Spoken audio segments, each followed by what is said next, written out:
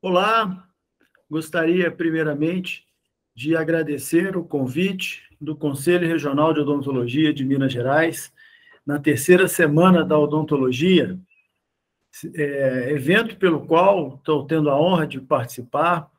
Toda vez que o Conselho Regional de Minas Gerais me convida, eu fico agradecido, lisonjeado e honrado para que eu possa eventualmente ajudar aqueles colegas que estão nos assistindo, né, nessa jornada da Semana da Odontologia. Aqui quem fala é o Dr. Roberto Pacheco. Eu sou mestre e especialista em harmonização orofacial.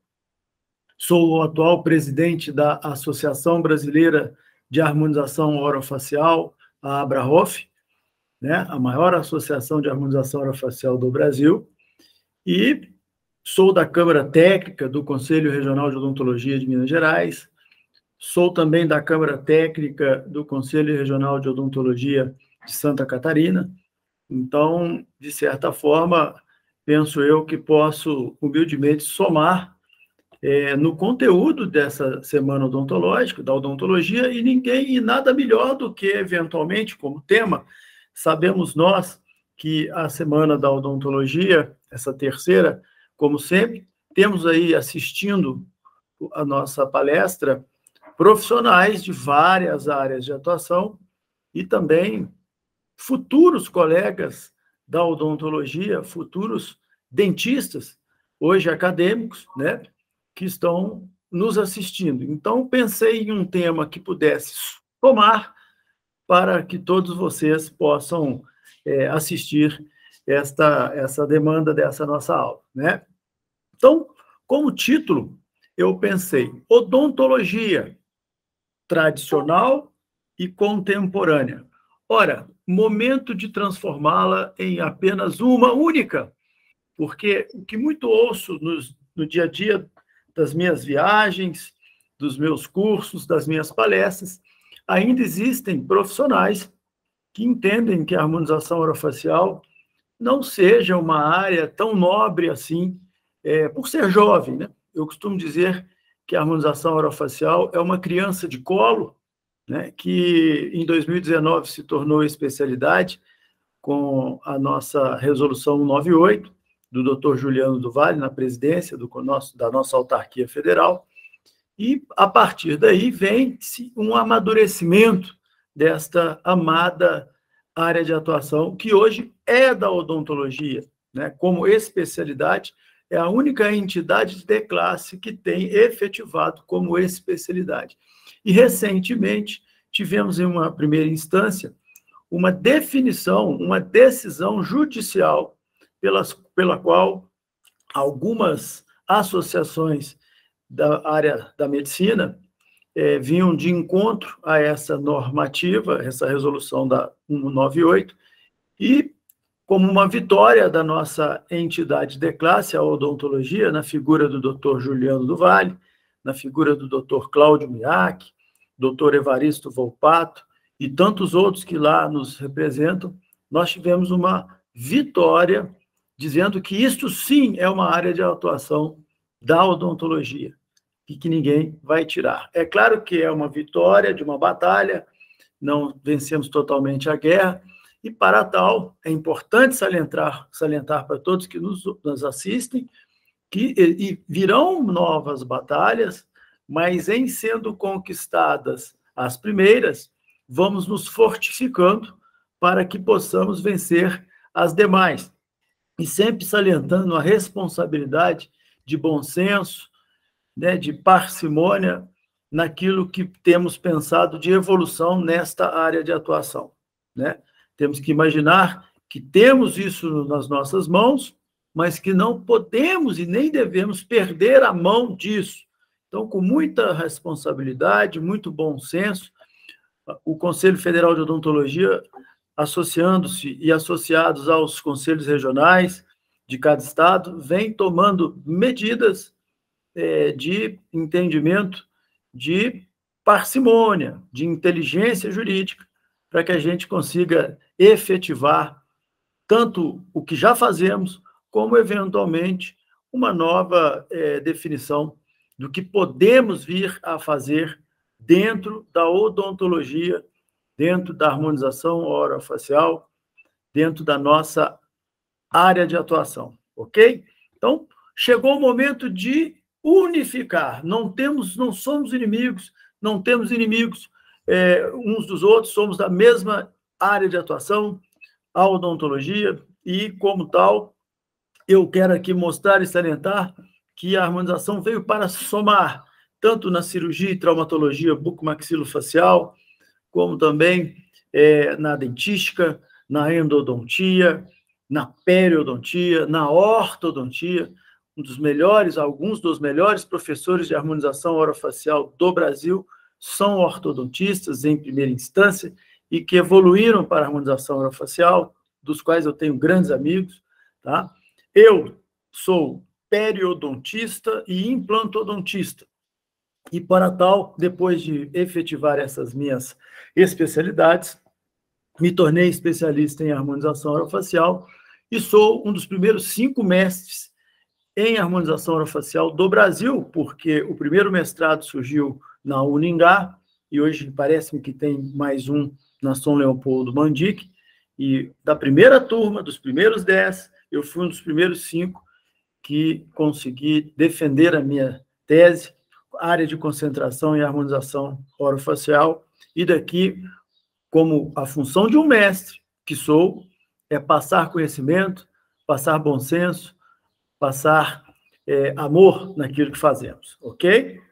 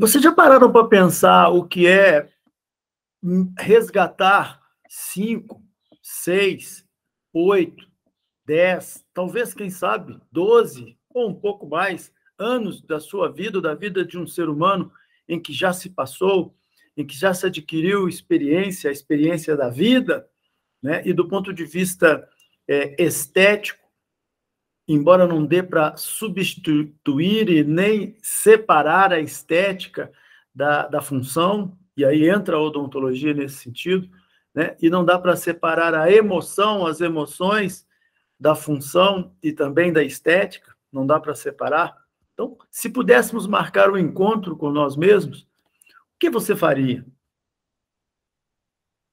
O que você diria a você mesmo se você pudesse se reencontrar há 5, 10 anos atrás? Qual recado você daria a você mesmo? Veja a responsabilidade e importância de um procedimento estético facial dentro da nossa área de atuação, porque quem harmoniza, o harmonizador, ele harmoniza a dor de alguém.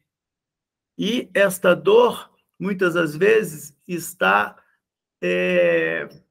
sem um diagnóstico da própria pessoa. E que fica, muitas das vezes, procurando uma substituição em efeitos e eventos estéticos de uma frustração, de um evento ruim, de um momento péssimo da vida. E esse resgate nem sempre é possível, quase nunca, ou nunca é possível, pura e simplesmente pensando do que tem de fora para dentro. Então, a odontologia, na sua magnitude, e quem trabalha com harmonização orofacial, deve ter a condição de tentar resgatar a autoestima, tentar e conseguir, eventualmente, desde que tenha um discurso coerente e sério, resgatar uma pessoa Ora, eu tenho pacientes em que, depois de uma boa harmonização orofacial, conseguiram um emprego depois de 10 anos, arrumaram um casamento. Então, isso não é transformar uma face, mas sim resgatar uma vida, resgatar uma pessoa. Lembrando que a harmonização orofacial, ela vem também diretamente associada e relacionada ao quadro intraoral dos seres humanos. É inconcebível hoje um cirurgião dentista pensar em harmonizar a face de alguém, sendo que este alguém não esteja em função oclusal, se não tenha dimensão vertical de oclusão, que tenha falhas dentárias, que não tenha dentro do seu sistema estomatognático a sua harmonia, a sua homeostase clínica e sistêmica. E aí eu quero salientar também, depois do próximo slide, continuarei dissertando sobre o que eu estou falando agora.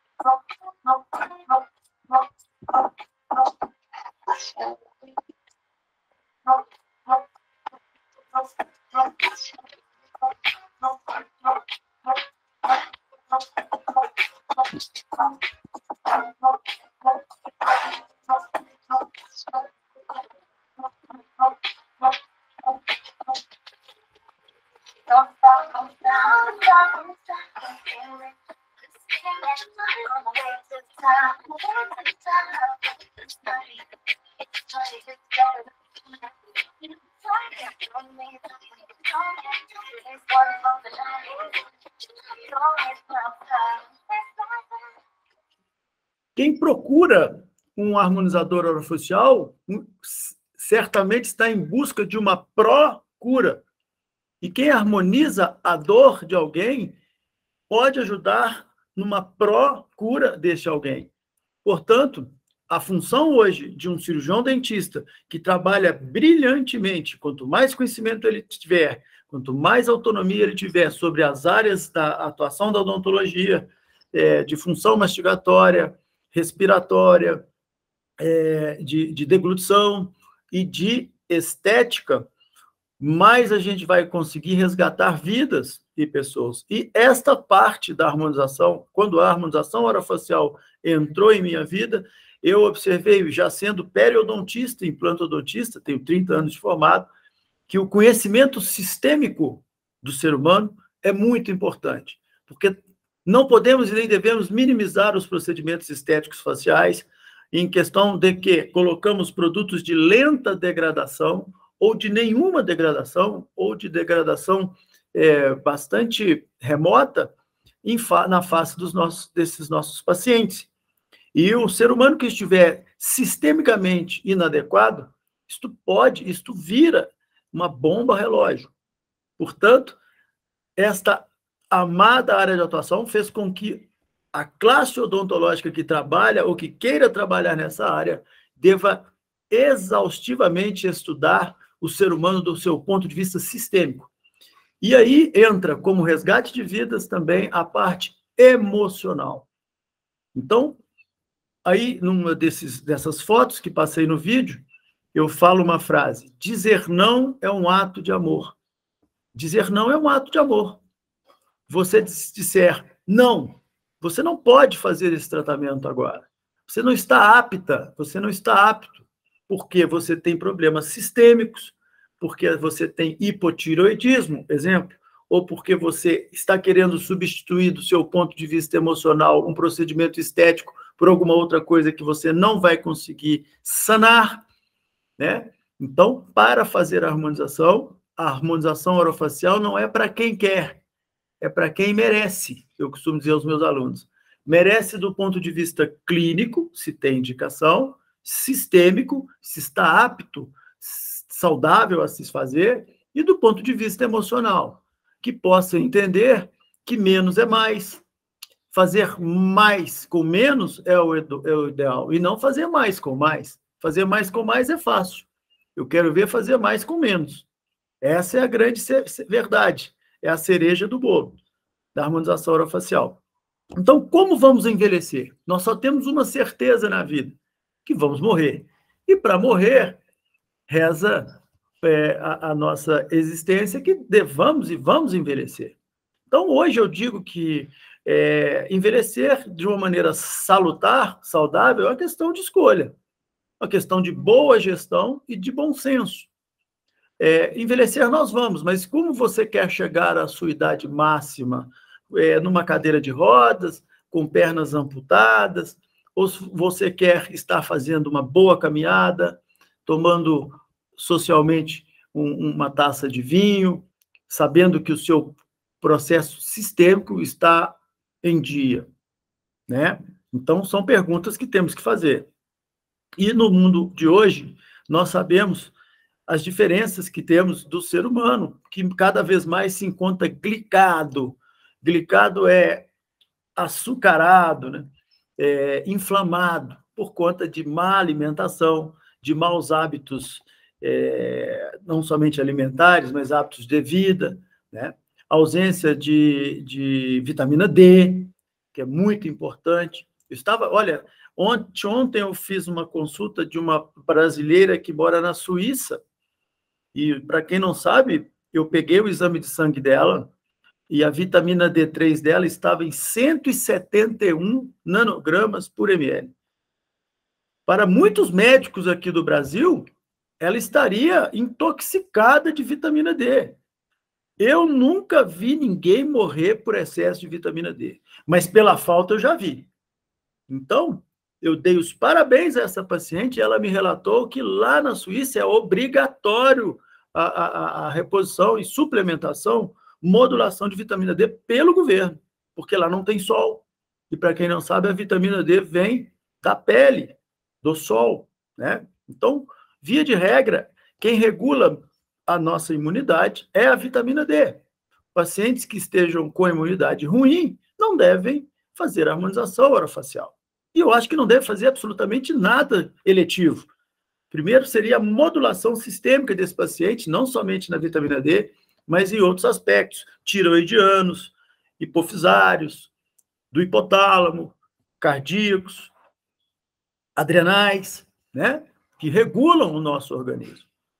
Para tal, hoje, o cirurgião dentista, mais do que nunca, e sobretudo na harmonização orofacial, precisa ter leitura de exames de sangue. E aqui nesse slide eu mostro um querido ex-jogador de futebol, infelizmente já nos deixou, o Dr. Sócrates, e do lado direito da tela, o doutor, ou senhor Sylvester Stallone, que basicamente teria, acho que o da direita até mais velho do que o Dr. Sócrates, se fosse ele vivo hoje.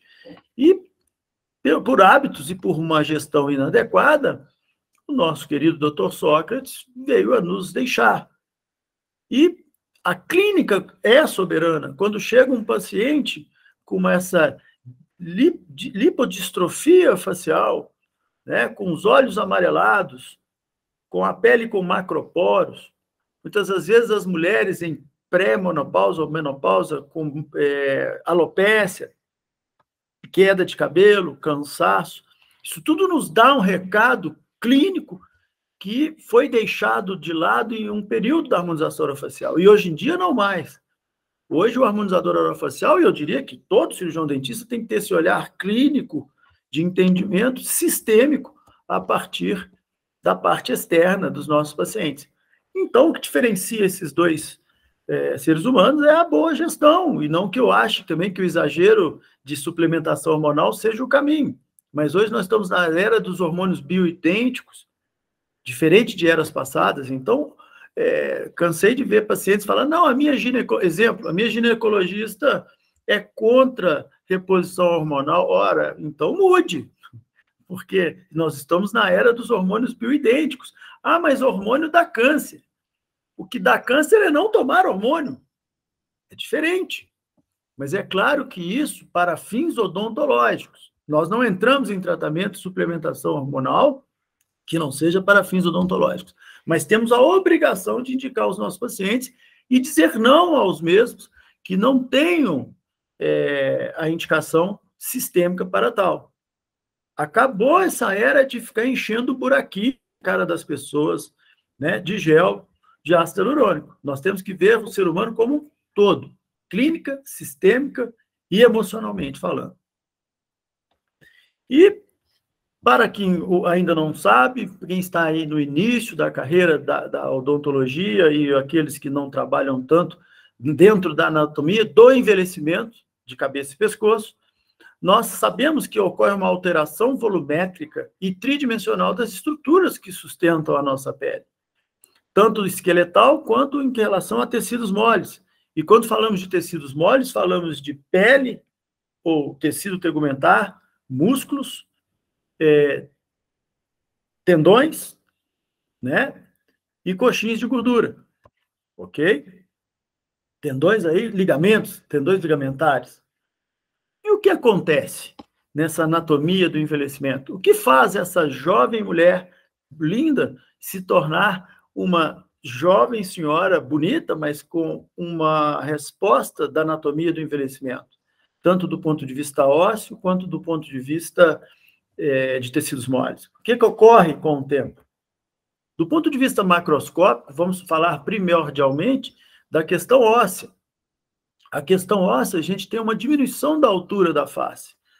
Com o tempo, só o próprio processo da perda de altura de dimensão vertical de oclusão já faz um achatamento do terço inferior em direção ao terço médio da face.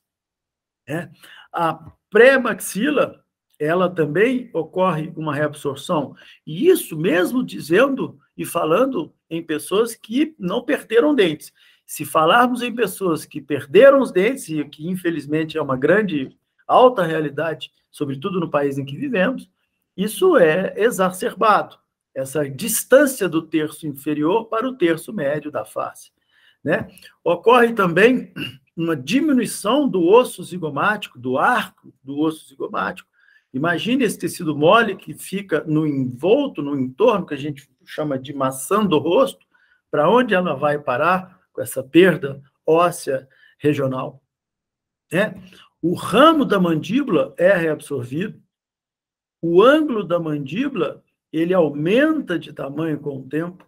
Então, esse tecido mole que aqui se encontra, e eu brinco e falo que Papai do Céu não foi misericordioso de fazer com que os ossos se reabsorvessem e o tecido mole também.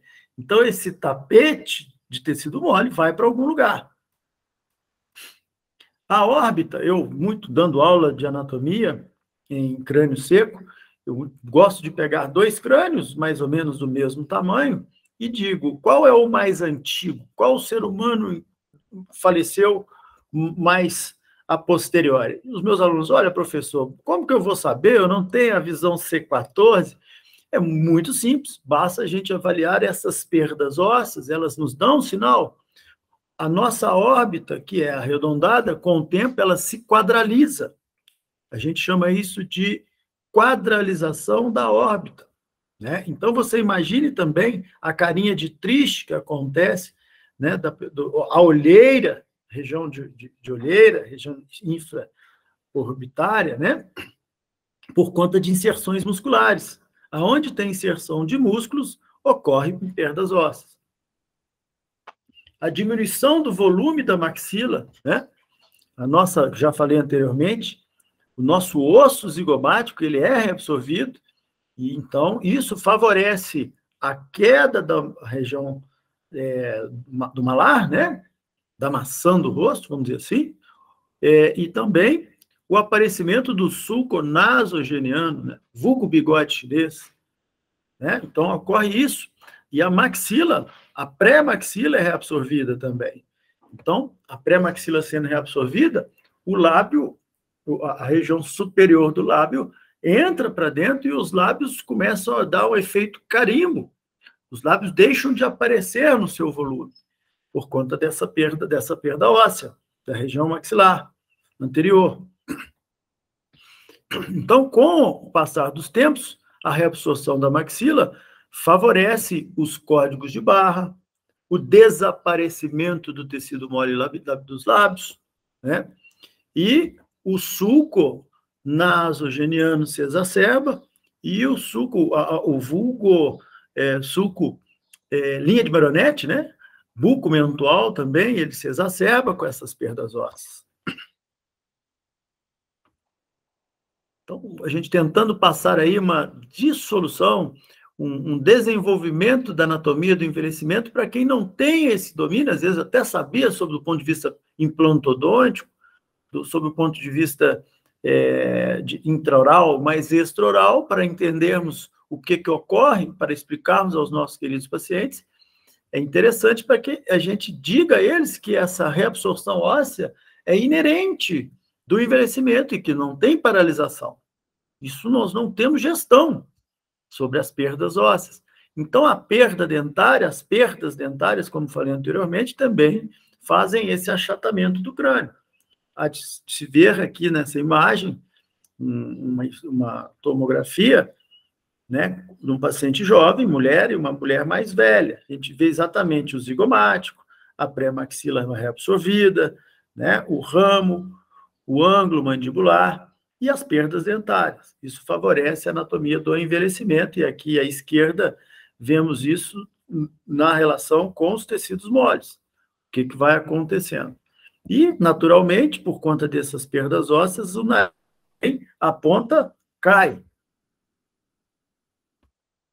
E as áreas mais escuras representam aquelas de maior perdas ósseas. Então, a quadralização da órbita, o arco zigomático, a pré-maxila, o ramo mandibular, aonde temos inserção de músculos, ocorrem perdas ósseas, né, manifestados pelos tecidos moles, que correspondem às áreas de enfraquecimento ósseo. E do lado aqui da outra face da paciente, a face esquerda, nós vemos as intempéries das quedas desses tecidos moles por conta destas perdas ósseas, como o canto dos olhos, né? A região do SUF, né? Linha subocular, o sulco nasogeniano, a linha de Maronete, ou buco mentoniano, ou mentual, o cantinho da boca cai, aqui ocorre a quebra do ramo da mandíbula com o que a gente chama de jaws, que é a bolsinha de bulldog, né? Então, isso tudo, infelizmente, acontece. E tem gente que já está querendo deixar de assistir a aula por tristeza, mas é aí que entra a nossa área de atuação, a harmonização, né? Então, o que acontece com os tecidos moles?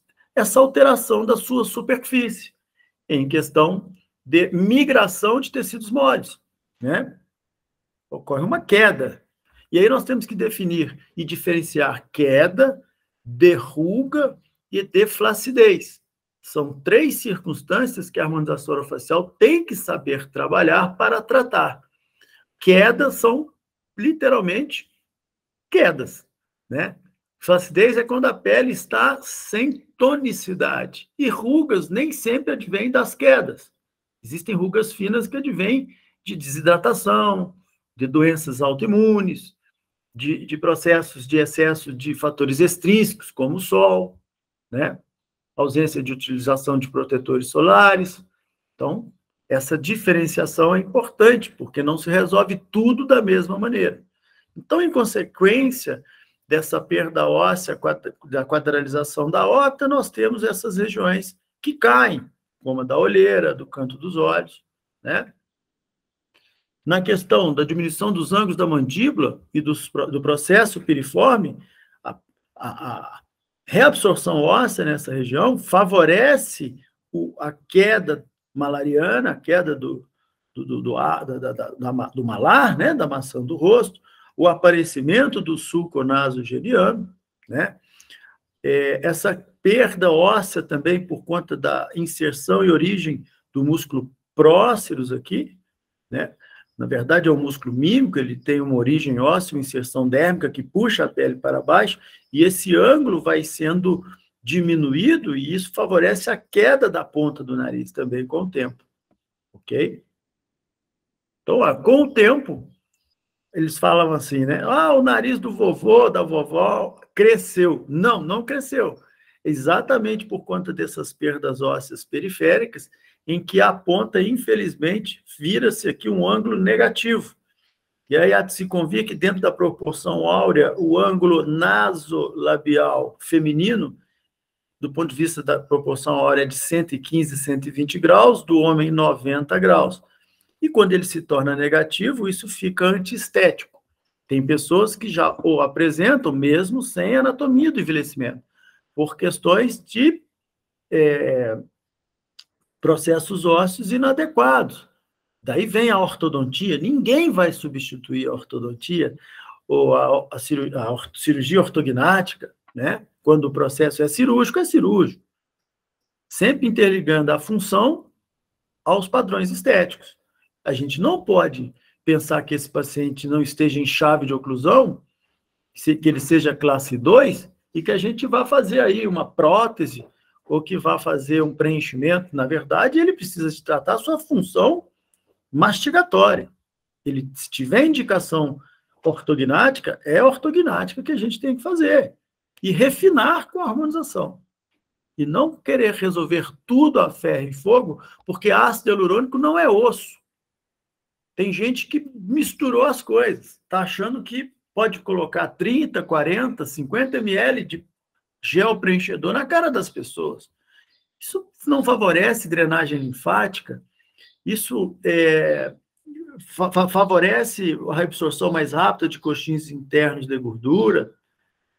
Hoje, com o advento do Covid-19 e da vacina do mesmo, a gente sabe da exacerbação de processos inflamatórios e diminuição da imunidade do ser humano com a vacina. Não entro no mérito se tem ou que não tem que vacinar. Estou dizendo que ocorre. Diminui a imunidade da pessoa e exacerba processos inflamatórios. A vacina e a doença. Porque elas atuam na síntese de interleucina 2 e angiotensina. A angiotensina, ela atrapalha o processo de imunidade e a interleucina 2 é o mecanismo, é o sinalizador que inibe a função inflamatória, a atividade inflamatória. Então, a vacina exacerba, porque ela inibe a interleucina 2, e aí tudo que você fizer, seja uma extração, seja jogando beach tênis, uma torção de tornozelo, o processo inflamatório vai ser 2, 3, 4 vezes maior ou pior. Por conta disso. Então, a gente não pode imaginar o mundo mudou, tá? Ácido hialurônico não é osso, tá? Fazer mais com menos e não mais com mais. E dentro das teorias, a teoria do envelhecimento dos tecidos moles, a primeira teoria que veio da década de 60 foi a gravitacional, que seria meio lógico, que propõe que a queda dos tecidos moles da face são consequências da atenuação dos ligamentos, favorecendo o aparecimento de rugas. Quer dizer, eles pensavam o quê? Que esses ligamentos iam cedendo e, por conta da lei da gravidade, a pele ia caindo. Veja, isso não é de todo errado, mas não é o principal. E aí veio a teoria volumétrica em 2000. Começou a teoria volumétrica nos anos 2000, veja, recente, com cirurgiões plásticos. Baseia-se nos compartimentos de gordura da face, que são uniloculares, ou seja, são únicos e independentes, e com cronologia de reabsorção diferentes. Então, na verdade, eu vou mostrar à frente aí que nós somos formados também de gordura interna e externa. As gorduras internas, elas vão murchando com o tempo. E isso, Donofrio falou em 2000. Sugeriu que, ao invés da queda gravitacional pura e simplesmente, a perda de volume relativo de alguns coxins de gordura e ganhos nas regiões vizinhas geram vincos profundos. Então, ele disse o seguinte: aonde fica a gordura e aonde é absorvido, forma-se uma queda por deflação no tecido mole, e que forma, com essa queda, as rugas. Basicamente isso. E aí, Lambros, em 2007, aprimorou esse conceito e popularizou, dizendo que a teoria volumétrica entre os cirurgiões plásticos, né? Ele reiterou a posição de Donofrio em 2000, que a morfologia mutável do terço médio, nós separamos em três terços, terço superior, médio e inferior, pode não ser completamente devido somente à gravidade, mas também devido à queda, deflação relativa de certas bolsas de gordura. Eles começaram a ver que esses coxins internos de gordura se formam em tempos diferentes e os primeiros a se formarem são os primeiros a serem reabsorvidos. E que, portanto, aonde ocorre a reabsorção primeira, é onde primeiro vamos envelhecer. E são todos esses coxins já têm nomes, tem uma nomenclatura, né? Então, esses coxins, eles são uniloculares e independentes uns dos outros, tá? Uniloculares e independentes. E com o tempo eles vão murchando. Essa é a teoria de Lambros. E aqui nesse corte em cadáver fresco, foi feito aqui um contraste em alguns desses coxins de gordura, por exemplo, nasolabial, que seria este aqui, ó, é uma bananinha que temos aqui, na região do sulco nasolabial, e ele é unilocular, provando aqui, ó, o contraste não saiu deste coxinho unilocular, não migrou para o outro, né? Assim também com o lateral temporal, né? Mostrando que eles são independentes. E que aqueles que primeiro se formam são os primeiros a se desfazerem. Então, aqui também de um livro italiano, né? A nomenclatura desses coxins aí, tá? O graço é coxim, né? Suborbicular, subarticulado ao osso, né? Parte medial, parte lateral, parte medial, profundo, né? Então, cada um tem uma nomenclatura, tá certo? E que são uniloculares independentes e que murcham, e que, por deflação, o tecido, a pele, desce, cai. E uma informação importante para vocês é a seguinte: nós somos formados de linhas de clivagem, que a gente chamou linhas de um camarada que preconizou, é chamado Langers. Então, nós somos formados por linhas que não são retas, elas são em formas, eu diria, de um J, que é muito pensado na hora de fazer incisões faciais, para que não deixem cicatrizes pela cirurgia plástica. Então, o envelhecimento humano, ele é por conta da deflação, dessa reabsorção de coxins internos, a pele cai para baixo e para frente. Ela faz uma espécie de J. E que, para tal, se queremos reverter essa tal anatomia de quedas do envelhecimento, temos que fazer um movimento contrário. Ao contrário.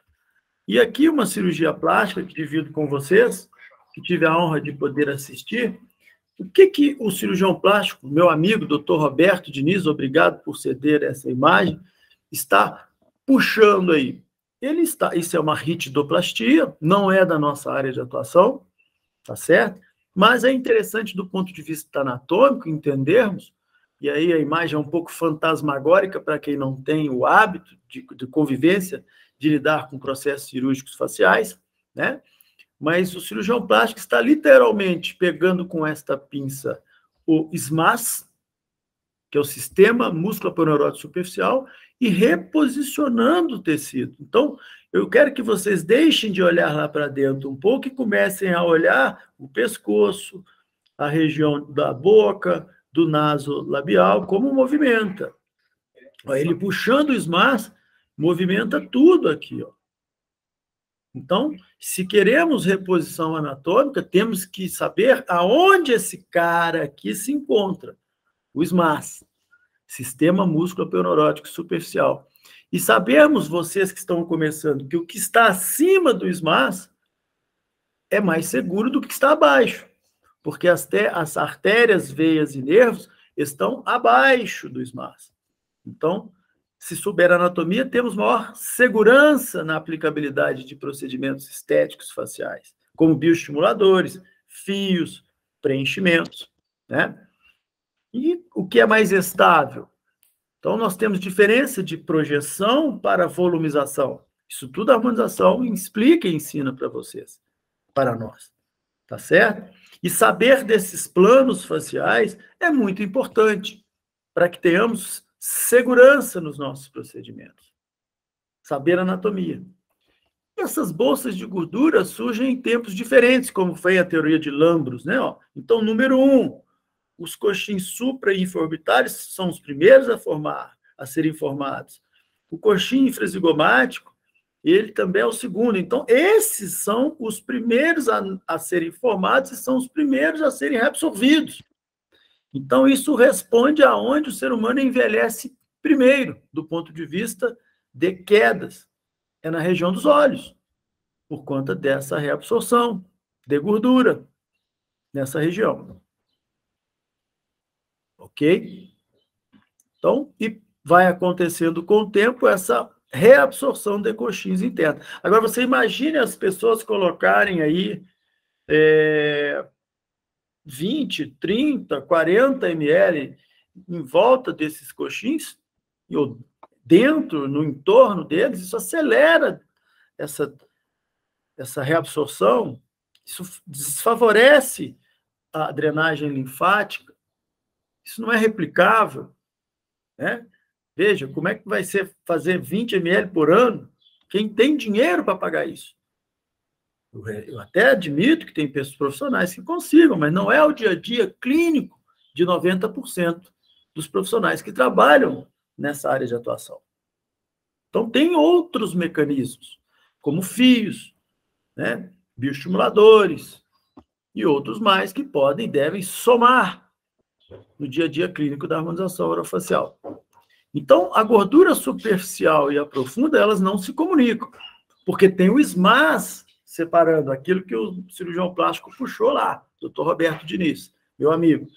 A gordura profunda é absorvida em tempos diferentes, como eu falei, e a gordura superficial, por deflação, escorre, formando as rugas, os vincos. Essa é a teoria contemporânea do aparecimento das quedas e as rugas desses vincos faciais. E aí eu venho dividir com vocês, e a aula está quase para acabar, as 7, eu diria 8 quedas da face. Esse é o mapeamento da anatomia do envelhecimento que todo paciente vai chegar reclamando no consultório da gente. Algumas delas, todas delas, ou pelo menos boa parte delas. A primeira queda da face, a nossa sobrancelha, deveria estar acima do rebordo do osso da órbita superior. Com o tempo, ela cai.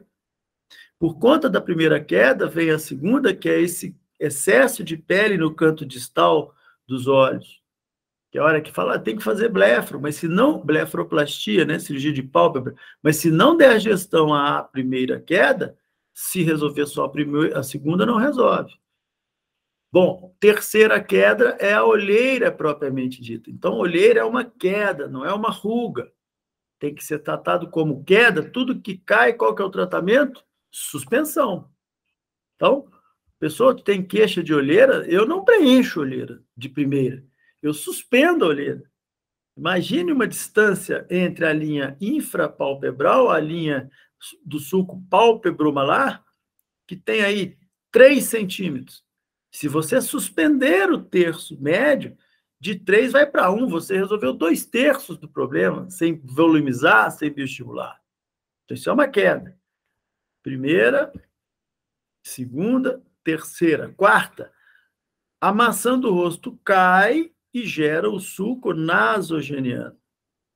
Quinta, o complexo da bola de Bichat cai o canto da boca e gera a linha de marionete. Sexta, é a quebra do ramo da mandíbula, é o jaws, né? É aquela bolsinha de bulldog. Sétima, a ponta do nariz, por aquilo tudo que eu expliquei do processo ósseo, né? E oitava, é a queda e a flacidez do terço do pescoço, terço cervical. E eu chamo como queda também no pescoço, a oitava, porque o SMAS vem até aqui. E se a gente consegue capturar o SMAS e tracioná-lo e ancorá-lo, o pescoço sobe um pouco também, por conta disso. E como disse, temos que entender de planos faciais e reza a lenda que... Reza a lenda, não, cientificamente, era dito até o ano passado que o maior órgão do corpo humano é a pele. Mas a gente hoje sabe que não. Saíram artigos científicos e literatura escrita dizendo que o maior órgão do corpo humano é o endotélio. São os vasos, porque somos repletos de vasos mesmo dentro da derme. E o que é a derme?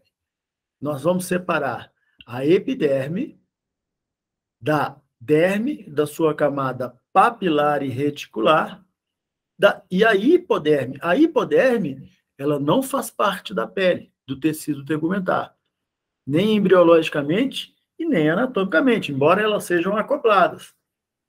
E é bom dizer, porque a gente ouve falar, mas não sabe onde é, algumas pessoas, a região subcutânea. A região subcutânea é entre a hipoderme e a derme. Aqui que é o subcutâneo, abaixo da cútis. E o que é a cútis? A pele. E o que é a pele? Epiderme, derme e anexos. O que são os anexos? Glândulas sebáceas, pelos, bulbos de pelos, folículos pilosos, nervo motor, nervo sensitivo, glândulas sudoríparas. Esses anexos, junto da epiderme e a derme, fazem o conjunto da pele, ou tecido tegumentar. E a epiderme apresenta 4 ou 5 camadas. A epiderme ela não é irrigada. A derme é irrigada. Há mais a camada reticular, mais profunda. Tá? Então, a epiderme tem o seu estrato córneo, o estrato granuloso, espinhoso e basal. E na palma das mãos, na planta dos pés e no tecido dos lábios, tem o estrato lúcido, que é um estrato que apresenta somente nessas 3 regiões do corpo humano, inteirando 4 ou 5 camadas de células mortas, que chamamos também de camadas ou estratos, que vão sendo substituídos a partir da sua camada basal, aonde se encontram os melanócitos, que produzem melanina, que podem gerar melasmas e melanoses, por desestruturação dessas 3, 4 camadas. Sobretudo as 3, que falei anteriormente. Ok? Então, a nossa pele, vulgo tecido tegumentar, temos a epiderme com 4 ou 5 camadas, a camada reticular, a camada papilar, mais superficial, que é irrigada. Apresenta vasos sanguíneos. A epiderme, não. Tá? E aqui é importante salientar que na derme é que apresentam os nossos fibroblastos, que fabricam o quê? Colágeno, ácido hialurônico e elastina, que dão essa textura e hidratação e tonicidade à pele. Ok? E qual é a função da pele? Ela tem uma função, uma não, várias. Proteção contra agentes nocivos químicos, físicos ou biológicos. Então, a pele protege a camada interna do ser humano. Regulação da temperatura. Quem regula a 36,5, 37 graus, a nossa temperatura corpórea, é a pele. Muito direcionada e sinalizada pela tireoide. Então, você pega na mão de uma pessoa numa temperatura quente, a mão dela está fria, desconfie de hipotireoidismo. São sintomas clínicos. Alopécia, mão fria. Você pergunta se está dormindo bem, não está. Tá bom? A pele faz a síntese de vitamina D para entrar nas células do corpo humano.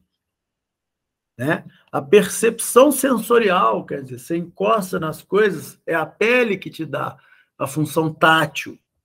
A identificação do ser humano, olha, que ele é preto, branco, mulato, ruivo, amarelo. Comunicações mímicas, é pela pele que mostramos se estamos felizes, se estamos tristes, se estamos nervosos, se não estamos. É função da pele, sobretudo na face, na nossa área de atuação. A função, a cicatrização de feridas, esse processo inflamatório inicial e angiogênese é feito na pele, na derme e epiderme. A sua aparência se difere entre faixas etárias. Então, a pele também nos dá a faixa etária da pessoa. A gente não erra por uma década, né? Você fala, olha, você não tem 30, mas não tem 50. Você vai indo, vai na década, pela característica extrínseca de pele e outros aspectos, né? Que são influenciados por hábitos de vida, ambiente e cultura. Ufa! Então, chegando ao fim, fica um pouco menos difícil ou mais fácil entendermos a anatomia do envelhecimento a partir da anatomia da beleza, que também já está mapeada, que fica para uma outra aula em que podemos falar sobre visagismo, proporção áurea, né, dentro da anatomia da beleza. E esses dois ícones, que infelizmente já se separaram, são meros representantes da beleza humana, porque eles têm padrão áureo, eles têm situações específicas da sua face e pescoço que levam ao padrão da beleza. Olha, por aqui eu vou ficando, agradecendo a vocês que até agora ficaram comigo nesse momento de aula e dizendo a vocês, chegou aqui a minha parceira Estrela, que é a minha cachorra, é bom que está sendo gravado, mas ela também manda um grande abraço para vocês, e eu agradeço de coração ao Conselho Regional de Odontologia de Minas Gerais, na figura do nosso querido presidente, doutor Rafael Mota, aí toda a diretoria do Conselho, a todos aqueles que estão por detrás deste evento, e ao lado e à frente do mesmo, e a todos os professores que aqui também, representando a odontologia de Minas Gerais, estarão palestrando para vocês. Aqui ficam os meus contatos, o meu e-mail, o meu telefone com o WhatsApp e o meu Instagram. E aqui tem um QR Code para quem queira ver um pouco mais do meu trabalho, basta você colocar aí a sua tela do seu celular, que você irá cair na página do meu site, do meu link, e vocês podem ver um pouco mais do meu trabalho. Tá bom? Obrigado. Terceira semana da odontologia, Conselho Regional de Odontologia de Minas Gerais. Parabéns pelo evento. Estamos juntos. Muito grato.